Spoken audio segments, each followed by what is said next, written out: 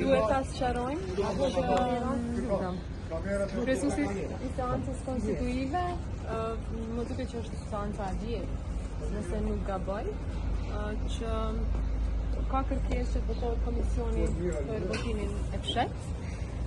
Në këtë drejtim, pra nuk po propozohet ende kandidati për kryetar të vendit, por po propozohet komisioni për votimin e fshehtë. Për lëvizjen vetëvendosje është qartë se çka do. Pra lëvizja vetëvendosje do që të konstituohet Kuvendi i Republikës së Kosovës dhe më pas që të vazhdojnë me hapa tjetër për formimin e qeverisë.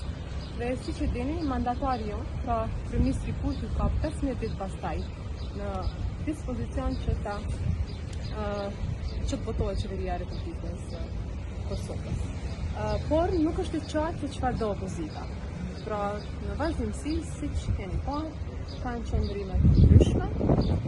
Është e qartë që ata kanë preferenca, kanë emra të përveçëm. Ne bazohemi në të drejtat kushtetuese dhe kur jemi këtu, të drejtat kushtetuese vlen më shumë se çfarëdo preferencë tjetër. Duhet tekstuar edhe një herë që i takon lëvizjes vetëvendosje që të bëj propozimin për kryetar të Kuvendit.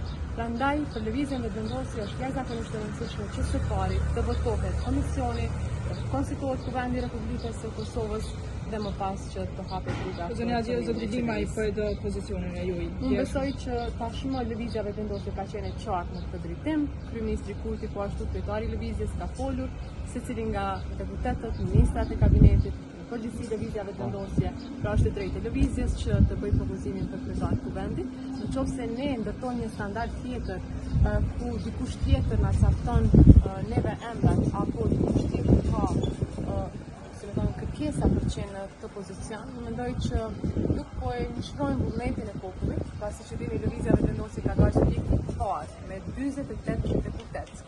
Pra në Kuvendin e Republikës së Kosovës, prandaj ne po e deformojmë këtë, por edhe nëse vazhdojmë me kërkesa apo preferenca siç po opozita, atëherë ne sot do ta kemi një kryetar që